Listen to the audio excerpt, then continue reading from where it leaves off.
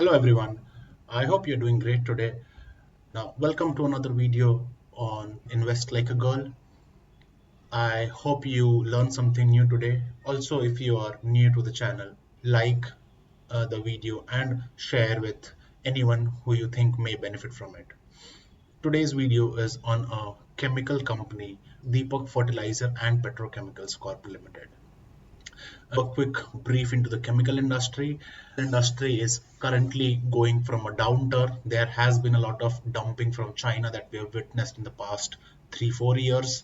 The expectation is like any cyclical industry, this industry has almost bottomed up and is on a verge of making new highs. Now, this is your typical generic chemical company, which is in transition to a specialty chemical company. Three major divisions of the company. First division of the company is first one is the mining chemical division. Now, this is one of the major revenue source of the company. The mining chemical division produces this chemical called technical ammonium nitrate. This is one of the key ingredient chemical in explosives. So as we see a lot of uptick in the infrastructure, metal and mining sector, as this end industry is also seeing a lot of uptick in their mining activities, the expectation is that these chemical companies, which is a proxy to these end infrastructure, metal mining industry, is going to benefit from it. In terms of the expansion plans, the company has expanded on the eastern side of the country in Odisha and is setting up a new plant for technical ammonium nitrate. This is to be closer to the end industry. Once this goes live in FY26, the company will majorly benefit from it. The second part of the business is the industrial chemical division. Deepak Fertilizer is the largest producer of nitric acid in Southeast Asia. It is also one of the major players in IPA, which is isopropyl alcohol. The company is trying to build on this particular division in the years to come, and they also want to increase their share of revenue in the pharma sector. And IPA, dilute and concentrated nitric acid, is one of the key ingredients which goes into the pharma sector. Again, this is also an industry which is going through a stage 2, which is just started to uptick. So hopefully this division of the company as well should benefit from it. Lastly, the crop nutrition division. This is the generic part of the business.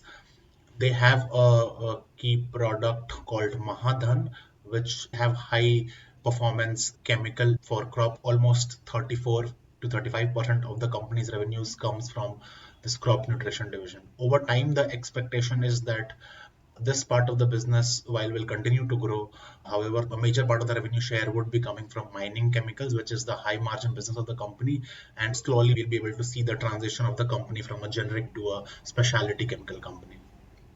In this video, we are going to cover lot of details from the mining chemicals, and we'll dive deep into the industry outlook, and towards the end we'll go to the valuations and see the current valuations of the company and what are some of the key fundamental changes that we can hope to see in the company in the times to come.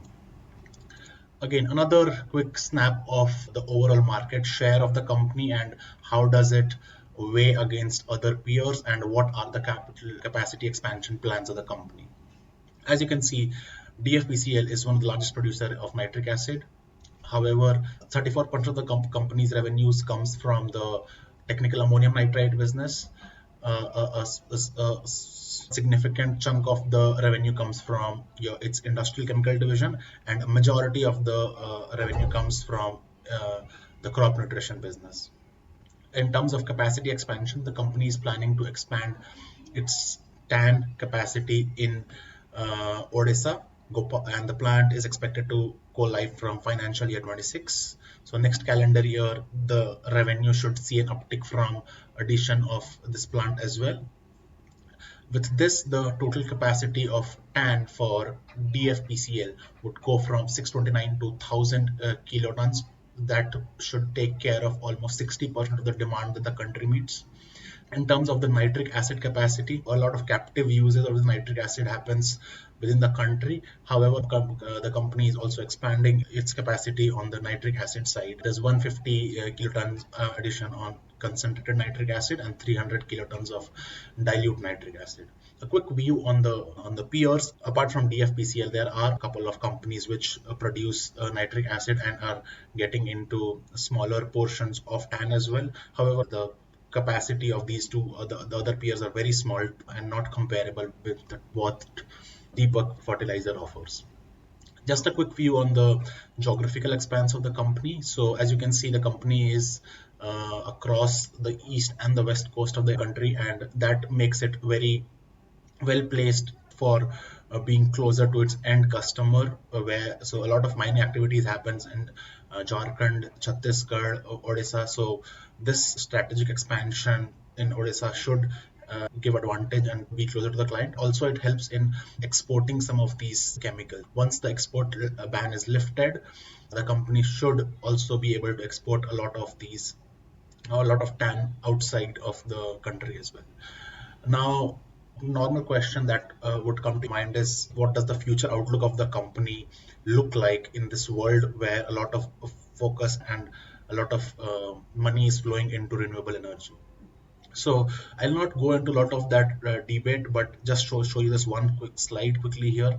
And if you focus on the left side, it shows the energy stored per kg in different materials. And see, wood, which was used as an ancient form of energy, produces millijoule, 20 megajoule of energy. Coal produces 30 megajoule, diesel 46 megajoule, natural gases produces 53 megajoule. And in comparison to that, lithium ion battery, which is majorly used for electric vehicle, produces a minute 0.5 megajoule of energy.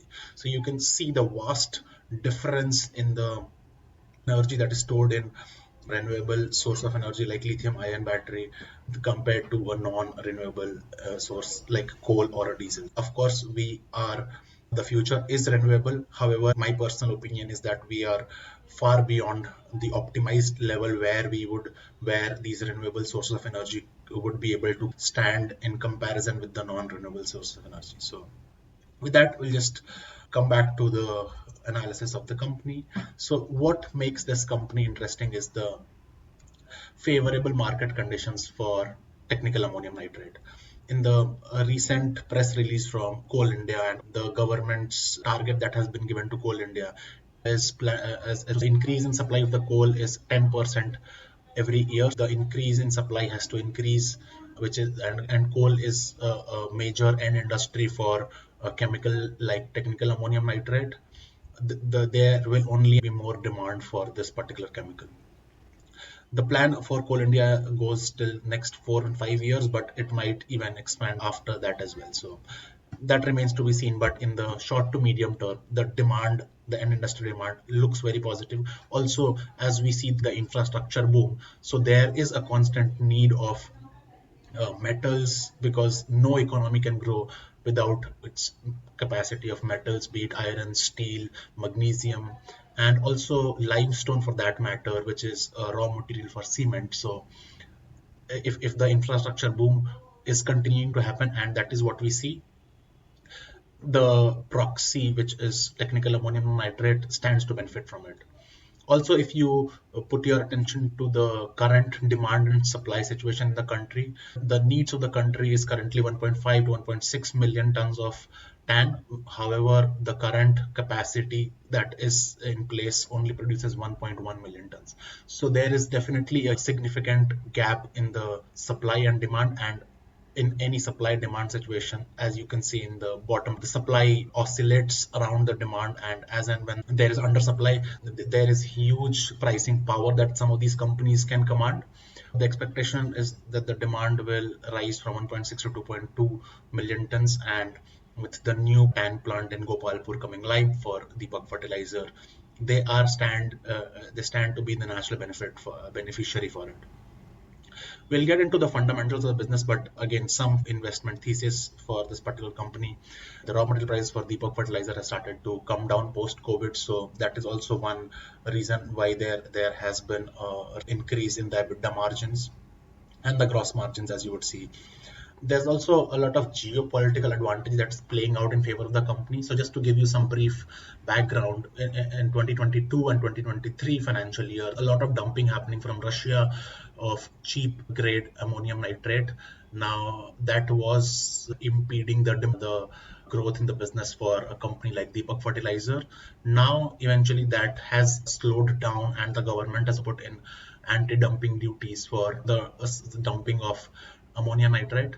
Second, the government is also planning to lift the ban on the export of technical ammonium nitrate because technical ammonium nitrate was in short supply. The government had put a ban on exports so that all of these produced capacity are used domestically. Once that ban is lifted, nitrate, Deepak Fertilizer stands to benefit from the export of these chemicals and then command a better margin by selling this to foreign players. Also, monsoon is something that impacts the company because mining, again, is a cyclical industry during monsoons. A lot of these mining activities stop. So now that the monsoon is behind us, we hope that in the Q3 and Q4 FY25 this year, we'll see a lot of uptick in the company's revenue. Recently, the company's ammonia plant has also come live. Most of this ammonia will be used captively. This will not bring in a lot of financial benefit speak, but this should also help company de-risk from and bring in stability to its margin, because earlier this ammonia was imported from Middle East, and even currently the crisis that is going on Middle East doesn't impact the import of ammonia, and the company de-risks itself from the volatile pricing of the ammonia. So that is another good pointer in favor of this company. And the government has also put in 5 years anti-dumping duty on isopropyl alcohol. So the company's industrial chemicals division is set to benefit from it. And lastly, this year we have had great monsoon, and the expectation is that the Rabi season would be very well, and also the following season of Kharif should also benefit. So that should help and get companies better margins, better revenues on the crop nutrition division. The Coal India article that I was referring to earlier is here on the bottom right. You should definitely go and check that out. With that, we'll quickly dive into the valuations of the company. We'll have a quick look of what does the company's fundamentals look like. So we'll go on screener, show you the charts for Deepak Fertilizer. As you say, this is a 16,000 crore market cap company. The PE is 23.8. By no means of imaginations, I would say this is a high PE. The company has a decent PEG ratio of 0.5, so anything less than 1.5 is considered to be good. Debt to equity is quite manageable. The interest coverage ratio is 3.23. The company is priced much below its industry PE of 34.8. And also the ROE is currently depressed because the company is going through a capex phase. In the last 3 years, the company has almost doubled its capacity, which is why the return ratios looks slightly depressed. Hopeful this will mean revert and reach to higher levels than the average levels of return. On the EV to EBITDA ratio, the company is still just 11 times EV multiple. So the enterprise value of the company is 11 times the EBITDA that the company generates. In terms of price to sales, again, this is just 1.8 times price to sales company. If you go and check this out for most of the chemical or the pharma companies, you will see this somewhere around 4 to 10. So this is again decently priced, if not cheap. If you put your focus on the gross margins here, the gross margins have reduced, but as the quarter sales increases, and because the company's Q2 revenues were impacted due to monsoon, and now that we have a great monsoon season going into Q3, Q4, there should be a significant uptick in mining as well as the crop nutrition business. And with the anti-dumping duty on IPA, all of these numbers should move towards higher sides. If we look at the quarterly results of the company, after several quarters of degrowth, the company has finally started to show an uptick in the year-on-year quarter sales, and this is a good reflection that the company is now back on its, and also the revenue has grown. Sorry, the EBITDA margins have gone from 12% to 18%, and this is where the operating leverage kicks in. When a company is in the process of adding more capacity for a interim period of time, the margins of the company look very depressed. But over time, when the fixed cost remains the same and the company starts generating more and more revenue on the same fixed cost, the company, that is where operating leverage kicks in and the company starts showing very healthy growth in the profit. And you would see this from the year on year comparison of the company from 63 to 214 times increase in profits. This is not that you see every day. So this is something which is the company is showing massive growth in earnings, and the EPS has gone almost four times from 4.76 to 16.64. So again, yearly basis, the company has always showed good revenue, even when the downturn, the chemical industry was in a downturn from period of 21-23, and there was heavy dumping from China because China's economy was struggling. So even in that period, the company was showing a healthy growth in revenue. These are some of the key numbers. So the return ratio that you see is depressed in last year, but once this capacity goes live and the company is able to increase its capacity utilization, this return ratio should go back to its usual number. The company has steadily and consistently grown its gross block. So the fixed asset which helps produce output have grown significantly from 3,500 to almost 8,000 now. So naturally, when the company used to do 7,000 odd revenues with a block of 3,800, when the gross block has doubled and the revenue has not gone all anywhere. So the operating leverage has just kicked in, and in the next couple of years you should see most of the revenues flowing down to the profit line, and that should significantly increase the company's EPS. And the with increase in margins, with a better proportion of TAN business, the company's PE should also get derated. Nothing wrong with the cash flows as well. So the company has consistent cash flow generations, and also the company has taken significant bit of debt, but as we saw in the interest coverage ratio, this should not be a challenge for the company. The ROC is again slightly depressed, but this should get much better in the coming few years. And once GIA holding in last few quarters have almost tripled, and that shows that also there are some smart money flowing into the company. The promoter holding is significant, not too great, but then these promoters are someone who's known in the industry and are very well regarded by investor communities. All in all, I think this is a great company. You should also go and watch out the recordings of the recent con calls, and you will get a lot more insight into what the company does and how it's transitioning from a generic to a specialty chemical business. Now, coming back to the video, if everything's so great about this company, why is it trading at such low P? Why isn't the industry recognizing its efforts? So this is the time when we also conclude the video, but and talk about some of the risks that the company faces. So one thing that I can think of is because the long-term pricing of the ammonia nitrate is volatile. There are times when the pricing goes really down. So and currently ammonium nitrate is still 50-60% of the company's EBITDA. So if the pricing currently the pricing is good and is on a better trajectory, but in the future if the pricing goes down, the company's EBITDA and subsequently the profit might get impacted. Second is a lot of this thesis is dependent on the end industry, the mining, the metals, the infrastructure activities to see increase in the next 4 or 5 years. If for some reason, which is very unlikely, but if for some reason there is degrowth, or if the end industry grows on a lower rate, the company this would also impact the company's ability to increase its revenue, and the company might have to reduce its guidance. So these are some of the risks.